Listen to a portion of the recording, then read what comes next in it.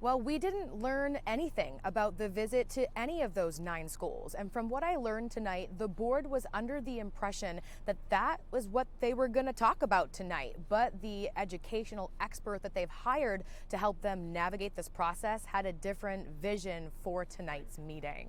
There was no presentation going into detail about each school. We heard from Dr. Terrence Green, an educational expert from Texas who was hired to help the district through this process.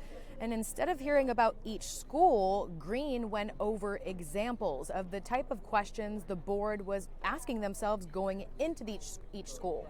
Some of those questions like, what are the strengths and challenges of this school community?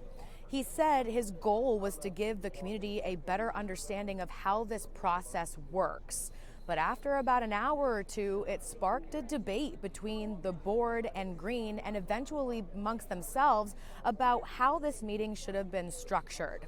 Here's a clip of some of that heated moment and what board president Christina Vera had to say about it after. I think that Dr. Green, I think what we're centering is that my colleague is simply saying, how can we get the information that they collected out, that they're actually sharing it with us? It's substantive. Everybody, which is people want to hear about everybody, buildings. please. We haven't talked about. Let's show respect, everyone, and Mr. Simmons, please, respectfully, Mr. Simmons. Yeah, we definitely wanted to be able to have more dialogue about what we saw, and I think just with the way the meeting ran, so I think we started a little late this evening, and there was some other ground setting, level setting things that we had implemented as part of our process.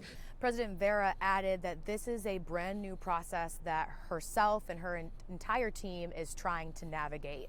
She also highlighted the fact that any type of interaction the board has with this educational expert has to be in a public setting, and that's because of some of the legal bounds of the contract that they have with this educational expert.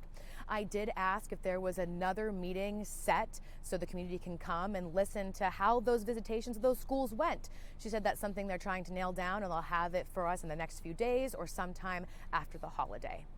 For now, on your side, I'm Stephanie Dupre, ABC6 News.